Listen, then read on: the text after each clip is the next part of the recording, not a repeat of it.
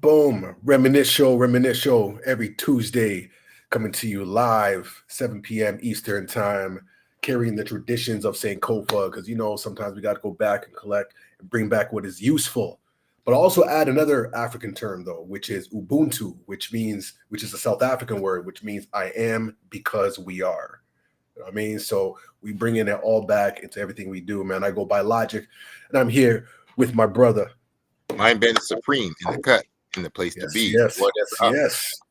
How are Oh y'all? man, there's a lot going on, man, in the news, some new festivals that are coming up, concerts, all kinds of stuff that's happening in the city, in hip hop news in general. And as always, man, we got to talk about it, man. We got to talk about it, man. Bring in that cultural integrity and our own perspectives to the table. You know what I mean? But before we get into that, always do a check-in as always, man. How you doing, brother, man? How's your week?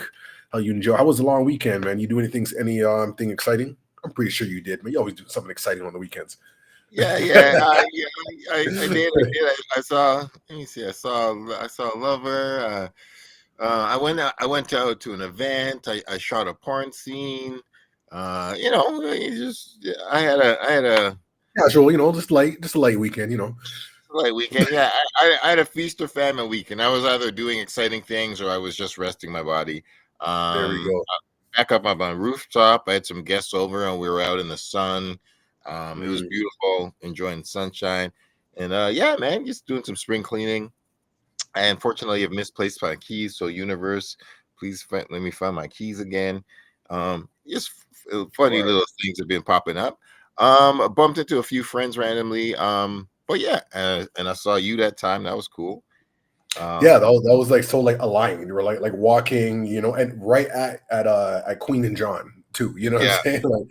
Like the classic like intersection, and it was that that intersection brings back so much memories for many reasons.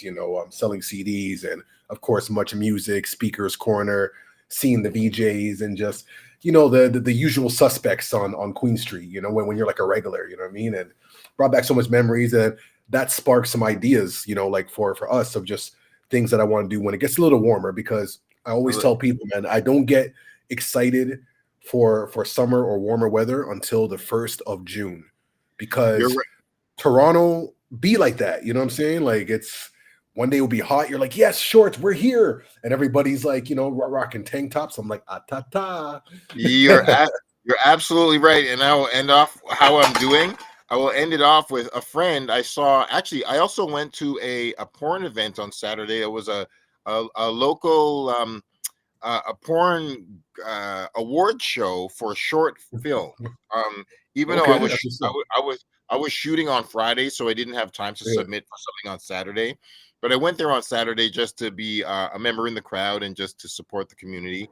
And I ended up knowing like 3 or 4 out of the 8 people who submitted, and I had sex with a couple of them and already worked with some of them in a few ways, which was cool. But one of my friends there was like, yo, it's my birthday and I want to bless you with a trip to Canada's Wonderland. And we were going to go today.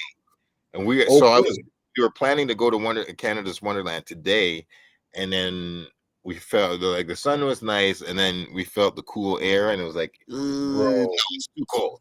So we're gonna go when it's a little warmer. So that's I can definitely that's a good segue, because I actually went to Wonderland twice this weekend, because I got a season's pass. And you did? You already went?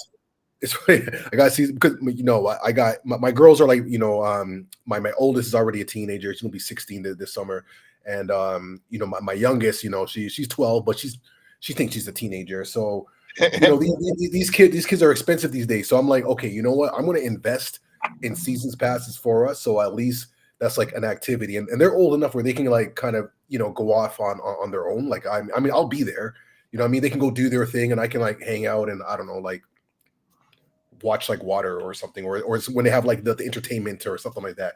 I don't have to go on all the rides anymore. You know what I'm saying? So okay. But no, you're right though. Like the first day that we went, it was kind of like half raining, half not. And we, it was good though, because the rain was there. That means there wasn't much people there. So we got to go on a few rides and whatnot. But then went on, when was it? On Monday, and it was just a rampacked. It was just like people everywhere and whatnot. But it was a good vibe, but it was also cold, and I didn't dress appropriately. Because, yo, listen, I don't know about y'all, man, but I don't like to be cold, yo. Like, when I'm cold, it just throws off my enjoyment, like everything, like nothing. I can't enjoy things if I'm cold. I'd rather be hot. Capital, screw Yeah, face no, capital. for real. I'm miserable. I'm bitter. miserable. Miserable's the word.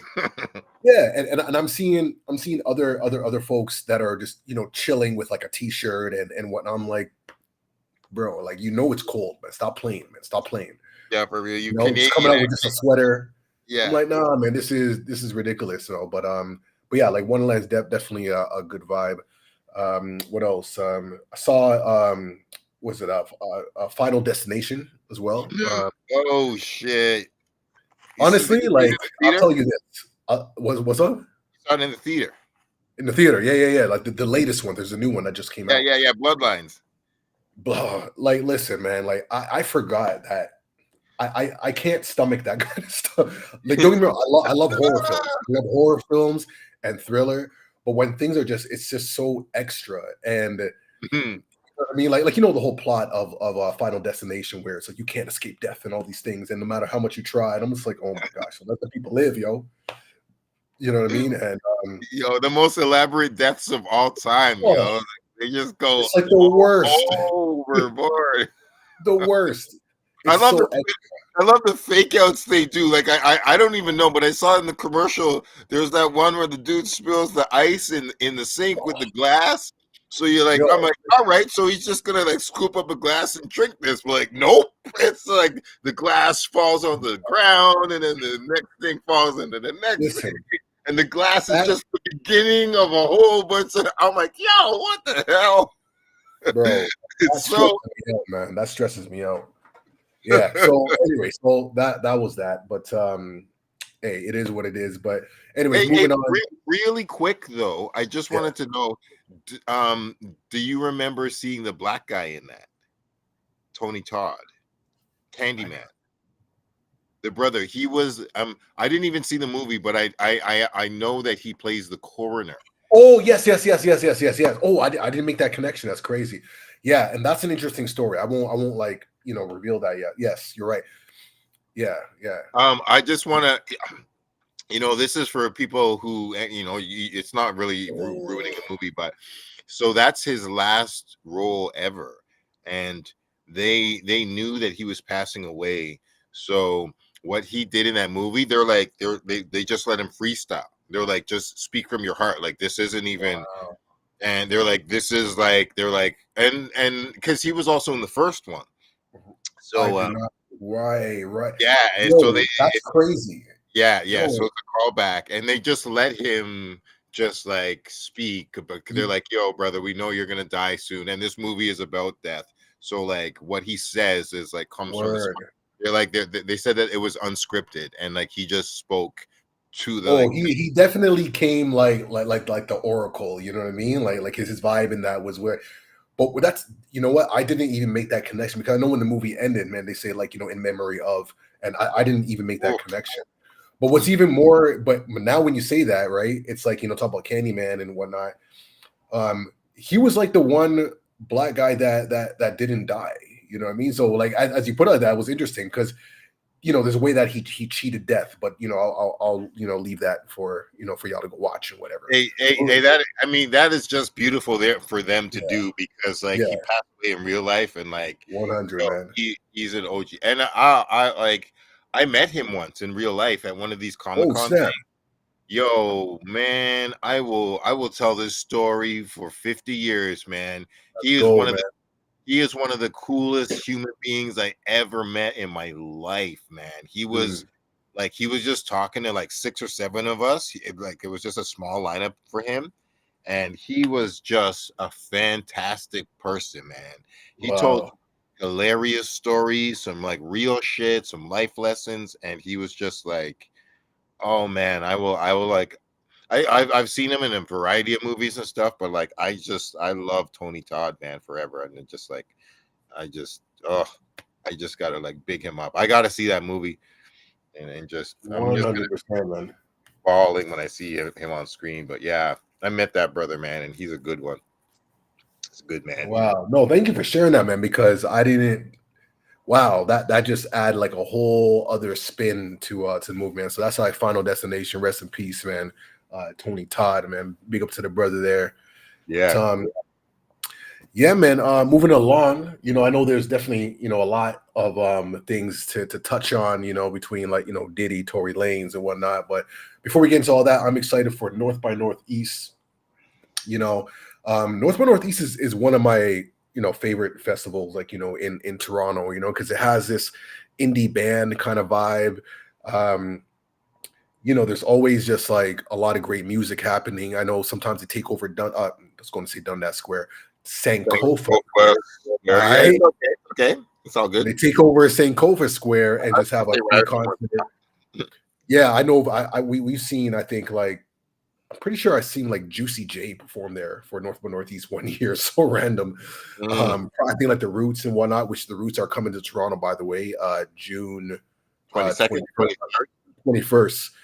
Yeah, I put a request in for media, man. So hopefully, you know what I mean, we'll be out there representing. Let's bring us into come on, give us the access, man. Give us the access. Love, I'm coming to talk to you, brother. I'm coming to talk to you. We have a conversation to have. That's it, man. That's it. Yeah. I definitely would love to support them. The Roots, at Sankofa Square, Rakim has been there. J Electronica has been there. Yeah. He's Chuck Claire, lots of people rock it. But yeah, it's festival season. It's gonna be popping. It's gonna be nice to just float around, see what's going on in the city, run up, gotta capture this history. What this lineup is looking like, man. I'm gonna be real, man. I don't know none of these artists, but I promise you they're all gonna be dope.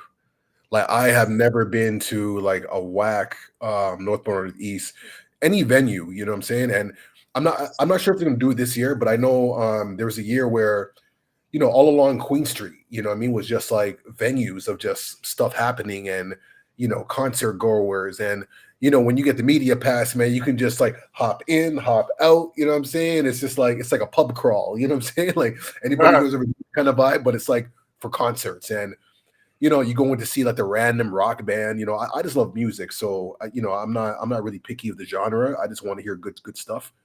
You know what I'm saying? Yeah, not a single artist am I familiar with, and I'm with you there. That's okay. We're going to get familiar. Open the cap, and yeah, I'm gonna keep it 100 with y'all, man. I'm looking at all like the black artists, and I'm like, okay, we're gonna check this, we're gonna check this, we're gonna check you. You know what I'm saying? But everybody else too, of course. You know what I mean? Like I said, North by Northeast is definitely a vibe for independent, upcoming artists, and there's something cool about knowing artists when they're on their come up. So when they blow up, it's like, yo, remember when we saw them at the Horseshoe or at like Opera House or whatever, and now it's like Scotiabank Arena, right? So that's always interesting. I mean, it's awesome when it happens in Canada because hell, like literally the Drake and the Weeknd were cats that we used to be able to see at Sound Academy, and now they're international artists, a world-class legend. But like, yeah, I mean, I remember whether they come from here or come from somewhere else, it's just I remember seeing Odd Future at the Phoenix, and I remember seeing Tyler the Creator at the Phoenix in front of 1,500 people, and then last year I saw Tyler the Creator at Air Canada Center, and it was like, yo, this guy. I mean, I saw him long before he's won his Grammys, and it's just really cool to see him grow. He's one of the great new generation cats. I find like he really. I think Tyler represents all like. I don't like everything he does, but like, like as an artist or as a human being talking in a famous context, but I still respect him for sure, and I like to see cats like follow his kind of ideas. That being said, though, there's a bunch of, I mean, he was a controversial dude and got a few beefs and stuff, and there's a lot of beef popping, and it's not. I shouldn't say beef. I should say bar battling. There's a lot. Talk about it, man. There's a lot. What's going on? What's the battles? Literally, there's been 2 more diss records that I heard in the last hour from Daylight. So, so yeah, there's like, it's probably like a 5, 6, 7 way kind of diss thing happening right now. Right. And primarily it's Joey Badass. Shout out Joey Badass. Salute, man. He, and things have been kind of bubbling up all week. I got a list of all the songs right here. Elliot Wilson has actually written down all the songs, and there is in the last week, there's been 14 or 15 diss records going back and forth between these dudes. And I haven't. Man, where have I been, man? I've been sleeping on this, man. Yeah, I mean, they're not all like bigger super name MCs, so that's why a couple of them go under the radar. But they be spitting at hip hop, yo. Come on. Yeah, no, that's the thing. That's why I'm, like, so it's like Joey Badass. I'll name a couple of the cats in it. So it's Joey Badass, Daylight, Ray Vaughn, CJ Fly, Reason, AC Chike, Kai Cash, and Jay Wan. But it's mostly Joey Badass and Daylight. That's kind of primarily Joey Badass is repping New York. Daylight is repping LA West Coast. And they're going back and forth at each other. Joey Badass, like 2 days ago, he put out a song, and he got that famous battle dude Loaded Lux on it. I don't know if you're that it's and like both of these guys, they be like referencing like Little Kim and like New York dudes and Tupac and like Hit 'Em Up and stuff. So like there's like some subtle East Coast, West Coast commentary happening on these records. Like it's a lot of New York versus LA shit. And it's nothing violent. Nobody's getting a couple of people take a couple violent lyrical things, but it's not like serious. Yeah. I'll fuck you up. So but yeah. Daylight's dropping a few records and he's coming pretty hard. He dropped 3 records in the last 24 hours. Okay. Yeah, so it's like streets is talking. Shit's hot out here. Man. Okay. Well, with that being said, we can just share a little bit of this real quick. So as I mentioned before, there was a B-boy battle, man, that was happening. Which is wild, man. This was happening. I don't know if y'all can see that. I know this is off of Instagram. I'm not sure how to expand this or whatever, if there's a little thing in the corner or whatever. But yo, this was happening at Scarborough Town Center in Scarborough. And as you can see, man, it's like a pretty dope vibe. And if I knew about this, I would have, made some efforts to swing by. I think this would have been a really dope vibe. I just saw some updates online. Not even sure who organized it. I know it's just, I think it's called B-Boy TO or something like that. And man, shout out to Scarborough Town Center for doing something like this. I wonder if something like this could happen at the Eaton Center. That would be and sick. So where in the Eaton Center where would this take place? But either way, it's dope. Yeah, I mean, down on the bottom floor near the main fountain, there seems there's space. Okay. Even on the main floor, right outside of Eaton, like right just below Indigo. When you go down the escalator, yeah.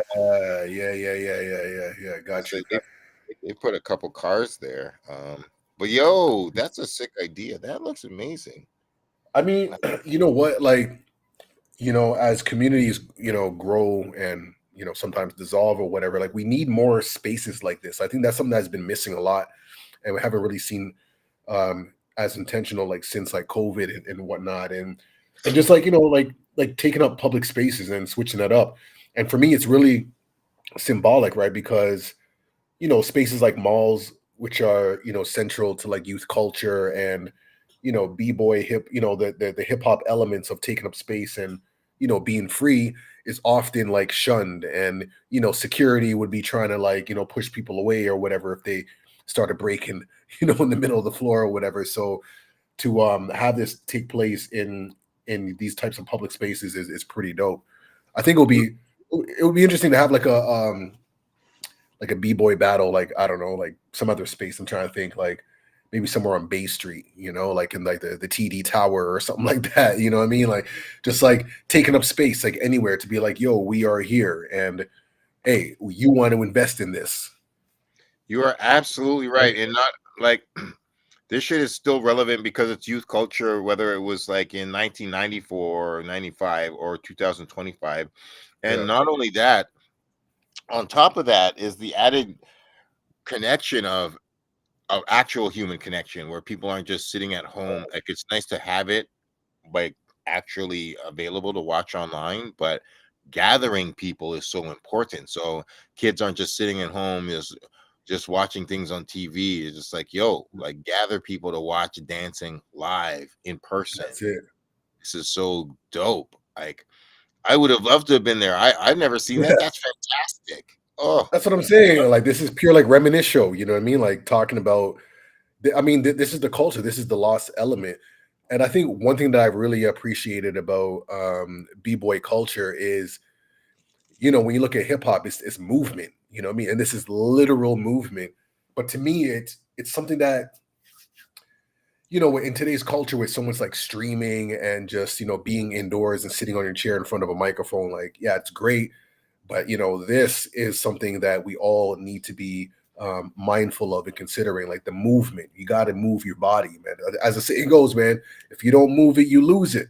That's really it. And that's really it. That's really it. And it's just, and we can have a balance. It's not like to say it's all or nothing. Like we can still be connected through technology and still do the things that we do and do work on Zoom and all that stuff and get our information from our websites and watch podcasts. But if we can go link up once a month, once every 3 months, and watch some b-boys in a live setting, that's peace. That's culture.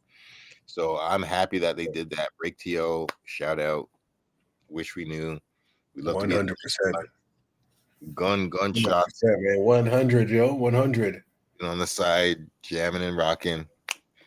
Probably at the front, getting some footage.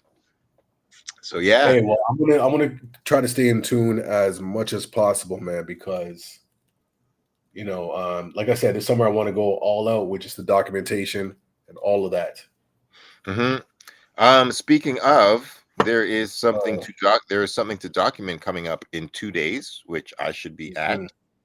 The Far Side. Well, it's actually the headliner is Cypress Hill, but yes. Far Side and De La Soul will also be opening up, and that will be fantastic to see. I'm going to be going through there. It'll be dope. Okay. When's that show happening? Far Side? On the 22nd. It's coming up in 2 days. It's on Thursday. I think it's Coca-Cola Coliseum. Yep. So shout out to Canada, Cannabis Tour, something like Canada Biz or something like that. It's like Cannabis or Canada Biz or something like that. Yeah. Something like that. Okay. Shout out to Be Real. I'd be actually watching his show sometimes, man. It's pretty cool. They don't go too deep into anything politically or whatever. It's but it's it's a nice little vibe. Yeah, they journey down Reminisce Lane, and they tell lots of good stories. And I saw actually recently they had Everlast, and they were just answering random questions, and it was cool to see just Everlast chatting. I didn't get to see, but I didn't get to hear, but I saw that he brought Bud Bundy onto his show recently. But wait, Bud Bundy? Like, wait, who's Bud Bundy? From Married with Children, you remember? Al Bundy. Yeah, from the TV. I was gonna say Al, but Bud Bundy, like the son. Yeah, the son. Yeah. That's so interesting. Well, hold on, because if I'm not mistaken, like the son, like he had a quick rap, like something, if I'm not mistaken. David like Faustino. Yeah, what? David Faustino. Yeah, if I'm not mistaken, man, I remember he had like a little 1-2 quick, man, trying to tap into that. Yeah, for real. That was after like the that's Marky Mark great. wave. That was pre-Eminem. Pre Eminem. Yeah, indeed. Well, hey man, like, hey, he's leveraging, his status, because like, if you're on a popular sitcom, man, like that's the only platform you really need, man. Like you a celebrity at that point, True. But, And that being said, for those who really know, like he actually is like a real hip hop head. Like I don't know, I didn't even really, the rap was one thing, but I knew that he actually threw hip hop parties in LA. yeah. Like, and there were apparently there were rumored to be like real dope parties. That's the word on the street. Like I always heard good things about like David Faustino was like, yeah. So I'm trying to think, like, did Married with Children have any like hip hop elements or references in that show? I'm trying to think if there's any like episodes or anything that alluded to hip hop. Well, yes. Yeah. I mean, the son was Grandmaster B. Oh, yes. Yeah. And Al hated him. So like it was in the 90s and it was like early 90s or so. Yeah, where it's like turn off that boom bap rap, trying to be black and all of that. But like, this is when fat jokes and like race jokes shit was like raw and like unfiltered, man, like things that you could not get away with on TV now. So like I remember Al hated hip hop, but like Bud the son was about that. So yeah. No, that's what's up. That's what's up. Oh man, what a time, man. Reminisce, man. Oh my god, you're digging up good. And that was considered like wholesome TV, like like right after the news or something, you know what I'm saying? It was like like primetime television, Cool, man. Yo, man. You definitely couldn't get away with a lot of that nowadays. Nah, man.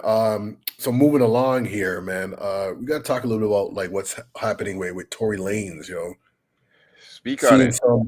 There's some talks, going on, with got Congresswoman Anna here, who's talking about sharing some evidence that supports Tory Lanez's innocence, and things are just so like sticky and messy. And for me, it's like challenging to figure out like what is the truth. I do appreciate that there is a desire to uncover the truth, and I think that we as people deserve that, regardless of what was their perceived like circumstances. You know what I mean? So if there is some compelling information, my thing is like, why was that not presented from before? Like, why was it withheld? And I don't know. Like, I'm still like green in this, but yeah, you know what I mean? It's weird, like I'm glad that that Tory has not been unalived, and you know what I mean, like he survived that, because that was a crazy scenario that could have been very unfortunate, and it's unfortunate that it has taken something like this to now like prompt to be like, okay, we have the truth now. And it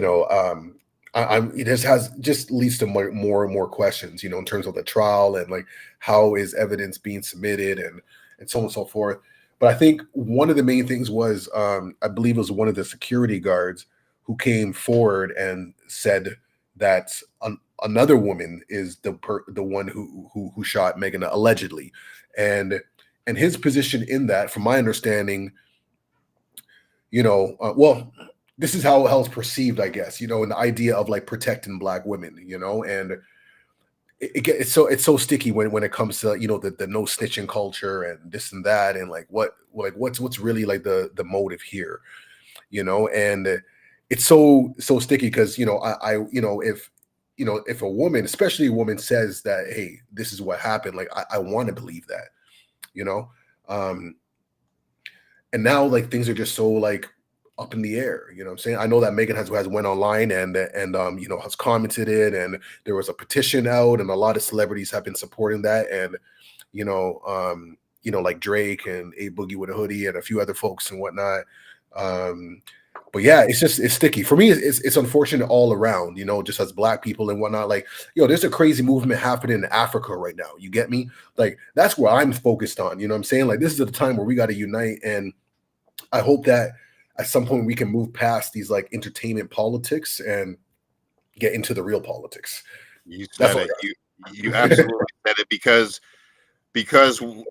the deepest, highest, most fundamental justice still must be served to our people. And like, while like real colonialism is still happening, and $1 billion deficits are still happening, and people are being oppressed and enslaved and murdered and land robbed, like in America, exactly how you said, like these entertainment politics are taking time and energy and almost taking lives away. And it's just like, yo, man, just get it right the first time. Like I totally hear you about this no snitching culture being really problematic, because it's like, I just want the truth, man. I'm on some Malcolm X shit. I am for the truth, no matter who is for it or against it. I'm for justice, no matter who is for or against it.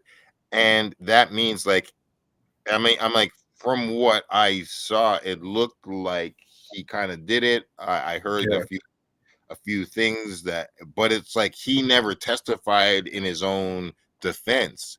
And that was one of the big things where I'm like, I feel like that was one of the reasons why I thought that he had done it.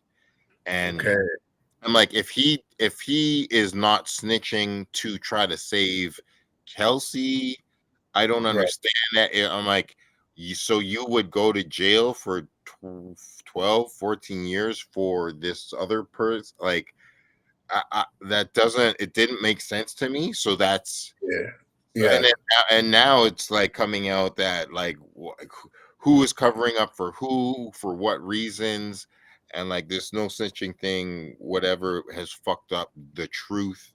And like, I'm like, bro, if you didn't do it, you shouldn't be in jail. Like, that's what I feel. But if you did do it, you should be in jail. So it's like this evidence coming out now is just like, what I'm like, drop this fucking shit, because the justice system, like, this is kind of a travesty of justice to bring something out that might like release the guy after an almost murder case, and him already being in jail for a fucking year and a half. Like, what the hell's going on? Yeah, and I'm curious to know, like, like the process on this. Like, okay, so in the event that compelling evidence does, be released within the next 36 hours, when that is released, and then that certain people are, allegedly being held accountable, is that going to be like the magic wand to be like, okay, you're right, like, okay, get him out of here? Or is there like a whole other like formal and potentially like lengthy process, in order to go through, so exactly. I got to do some more knowledge to see like what that could look like. And it's just an overall sticky situation. Now, of course, people are talking, from a conspiracy theory standpoint, where Tory was independent and all these different things, and the labels are trying to get at him, and he hacked the code, and trying to go after a black man. And I feel like those elements are, it could be true. I'm not taking it off the table, but at the end of the day, there was an incident that had happened, and this you can connect with Diddy as well. A lot of these guys aren't squeaky clean like that. You know what I mean? So to say that, man, trying to hold a black man down, it's like, well, these guys are also doing some BS at the same time too. So it's thank you. Yeah, exactly. You know what I mean? So we can't. These guys, we're not talking about Fred Hampton and fucking Eldridge Cleaver here. We are not. We are. Let's get it clear. Like, for real, do not put. We are not dealing with Martin and Malcolm here. So like, these guys aren't being fucking. And it's like, yeah, of course the cops can be corrupt too, and there are cops that are following certain dudes in hip hop that they shouldn't be following. Yeah. But I mean, all of us have been shocked about. I'm like, Diddy probably, like, some people might have been fabricating some of these Diddy cases, but I don't think all of them are fake. Like, see, this dude is guilty of some shit, and yeah, Tory was doing some fuckboy shit. Tory actually had, I think, the assault of August Alsina. I think that was another thing that was lingering. That was like, and I saw video footage of him doing that shit. Like, he had a couple other cases floating around before this Megan thing happened, and he wasn't no fucking choir boy. Not at all.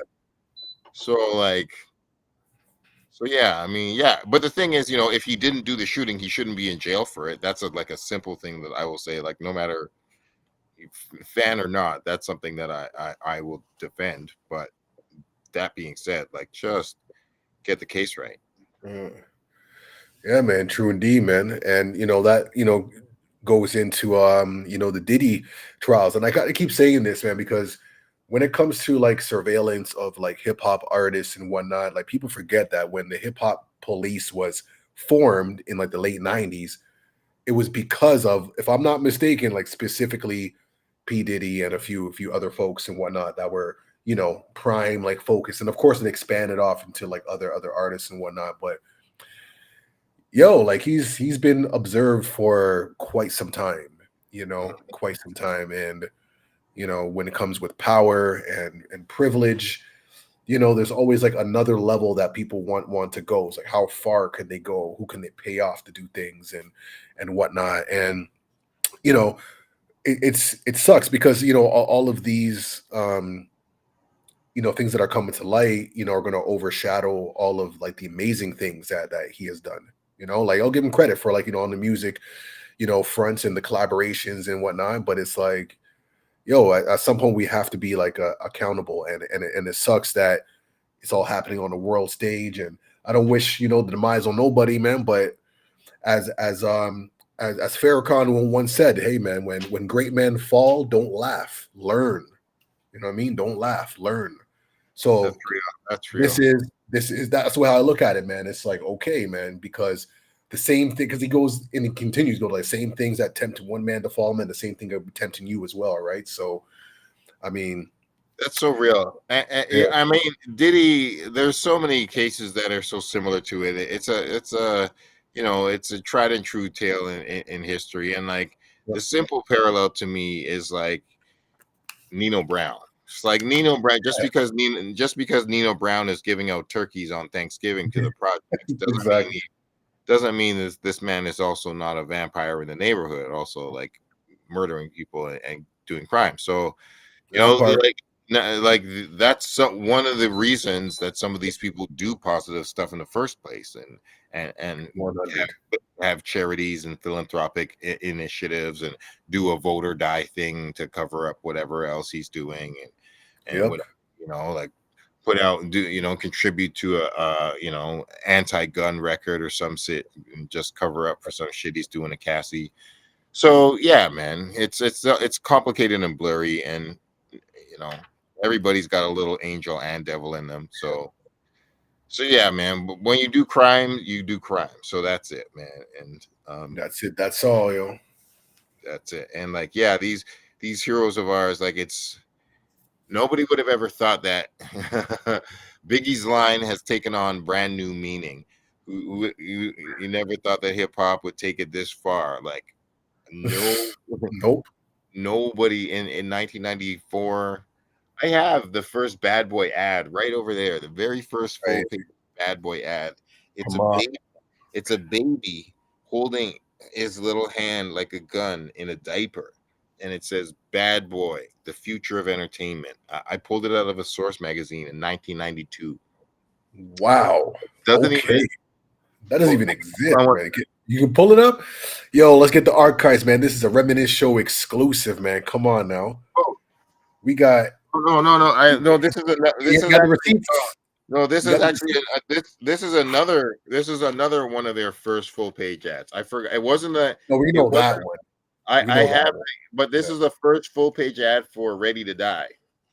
And look at this, what it says at the start. This is the start of something big. Like this is the very beginning. This came out before the release date, and the release date is on the bottom. Dope. Like, this is the source, October 1994. Like, this is so old school. Okay. And I have the source issue like 2 years earlier as the first Bad Boy ad ever.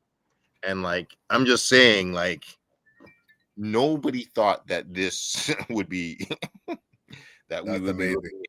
Yeah, like, this is unbelievable. And this should never happen again. Nobody else in hip hop history, I hope, goes to jail for this shit or gets arrested. But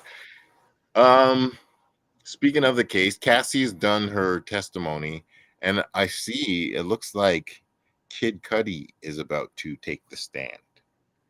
Man, what Kid Cudi? Oh, yeah, man. Oh, yeah. I was about to say, I'm like, I don't understand it. Then I remember a little incident. Yep. It's about to get. It's about to get really real. It's about to get really, really real. You want to, give context for Kid Cudi's involvement in this? Like, what does Kid Cudi got to do with Cassie and P Diddy? What happened, man? There was a moment. There was a moment where Cassie was trying to be on the outs with P Diddy, and she was interested in Kid Cudi and was talking to him. And Diddy found out that Cassie was talking to Kid Cudi, and Diddy blew up Kid Cudi's car. And blew up the man's car. Like, and so well, hold on, wait. Did he blow it up like mafia style, like where like he starts the car engine or something? Like what do you mean he blew up his car? He actually, the car exploded. He had some kind of explosive device that was put under the car, and the car was exploded while Kid Cudi was inside the house. I think it was like, so nobody died, nobody was injured, but like Kid Cudi's car was exploded in his driveway. That's a bad thing.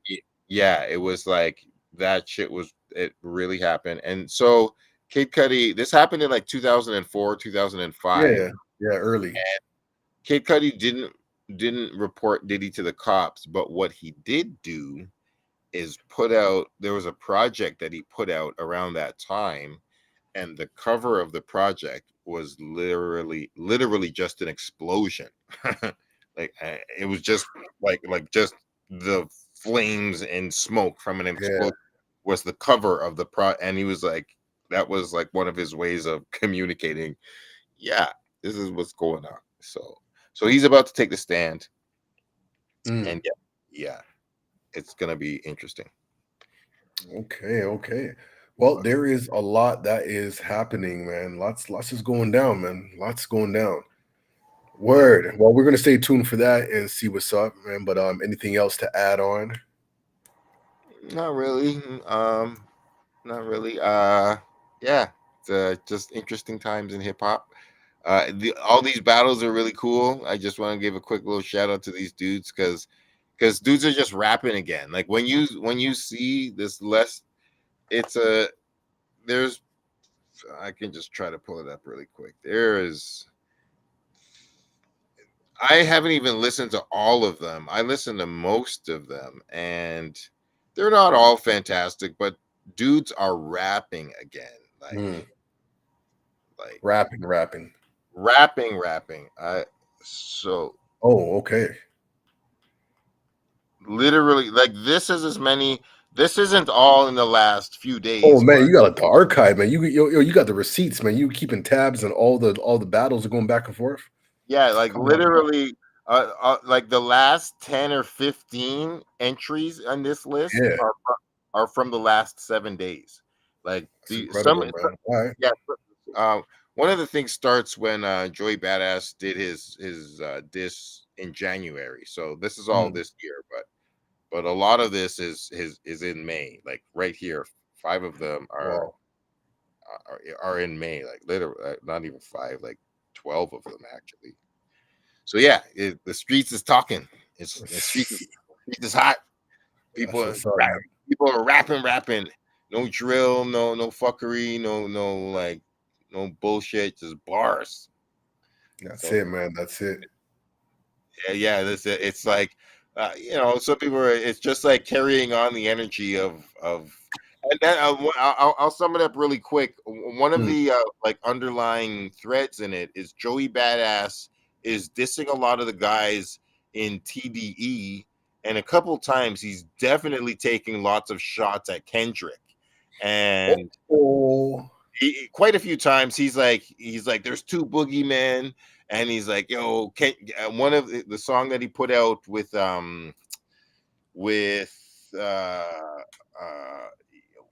he put out a song with that battle dude. So he's just like, we know K Dot's scared to reply, and he's just taking little jabs at Kendrick and stuff. And so the TDE guys are replying, but Kendrick hasn't replied yet, and a lot of people are like, "Will Kendrick reply?" And it's kind of, I don't think he will, but but Daylight is replying, and Daylight's doing a lot for LA, so that's what's up. Well, I'm gonna keep some tabs on that, man, because I love a great battle, and the battle scene is to me, that's like the culture of hip hop, the core essence of it. We can't lose that. That vibe. It's steel sharp and steel, man. Got to keep sharp. Oh, that's what it is, man. You definitely hear, and it's just like you hear the little chinks in each dude's armor. Like some dudes are rocking beats better. Some dudes got good punchlines, but they're fucking up on other things. Some dudes are really good at this and not good at that, but they all swinging. It's just like gladiator combat. Yes, sir. Yeah. So, but it's all hip hop, and so far, everyone's just keeping it to spitting. There's no like really ignorant violence. Nobody's going over the lines and dissing moms, or there's no guns. It's up in the studio, so it's all good right now. It's all good. Just good clean fun on wax. That's it, man. That's it. That's all. Word, man. So I guess we can simmer down like that. You know what I'm saying? Weekly check-in, all that good stuff, man. And I'm sure like next week is going to have a lot of things. I know I'm going to see if I'm going to, check into the concert with Farside and everyone else that's coming through. But if not, I know you'll have like some reviews and some perspectives as well. So we're going to keep that close. We're going to sign off like this, man. Reminisce show, carry that tradition of Sankofa as well as Ubuntu, because I am because we are. We do this every Tuesday, 7 p.m. Eastern time live. Go by Logic, and I'm here with my brother. I've been the Supreme. Yeah, man. We out here, man. Real quick. I just want to give a shout out to that Mission Impossible movie. Actually, real quick, I gotta give a double shout out to this, because I saw the Mission Impossible movie, and I'm happy for linking up a ticket. It was a pretty good movie. I wanted it to be a little better. It was better than the last one, but it wasn't as good as 2 movies ago. And I'm saying all this to say, when Tom Cruise was promoting this movie a couple of days ago, there's a picture of him on the red carpet, with none other than Michael B. Jordan. Okay. And Michael B. Jordan and Tom Cruise is giving him daps, and they said as he should. And then so both of them have promoted each other's newest movie right now. And then there was one interesting thing said where Tom Cruise is like, yo, man, I want to make a movie with Michael B. Jordan. He literally he quotes. He's like, he's like, this dude is the dude. I would like to make a movie with. First of all, Tom Cruise needs him. Okay, let's just like right. Let's just call it what it is. Hey, Tom Cruise, great legend. Don't get me wrong. Legend. If we're looking at where it's at right now, generation, like you need to be close proximity. You got to hug him like this. That's what it is. Real, recognize real. Like when Tom Cruise actually, when he was falling off in one of his, actually I still hold it to this day. Like when he was in his shittiest part, who did he make one of his illest movies with? Collateral, Jamie Foxx. who was ill as fuck at the time, and like Jamie Foxx, a super legend, like, and like that was a resurrection for his career at that time. So it's just like Tom Cruise is like, hey man, I see a real recognized real, and like, well, he said he loves sinners. He done said he loves sinners, and he's like, yo man, I know that like Michael B. Jordan is the shit. Well, I mean, this is a lesson that we all can learn from Tom Cruise, right? Which is the ability to pivot, because that's what I'm hearing.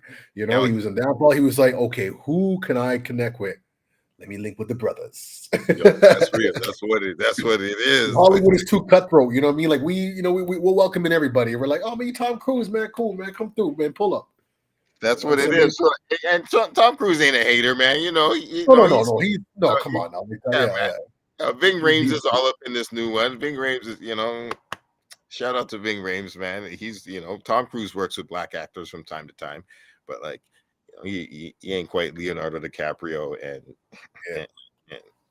Scorsese. But yeah, anyways, I was really happy to see that, and shout out to Tom Cruise and Michael B. Jordan. Sinners are still killing it right now, man. It's like people are still. I'm gonna I need to go see it again, like before it's like not in the theaters, and then when it comes out on the Cineplex app or whatever, I'm gonna like purchase it, even though I know we'll be on streaming side. But I want to support the thing. You know what I'm saying? Like this is what we got to invest in. You know what I'm saying? I'm investing in the culture, right? So they can be like, ooh, there's money over here. Let's do more.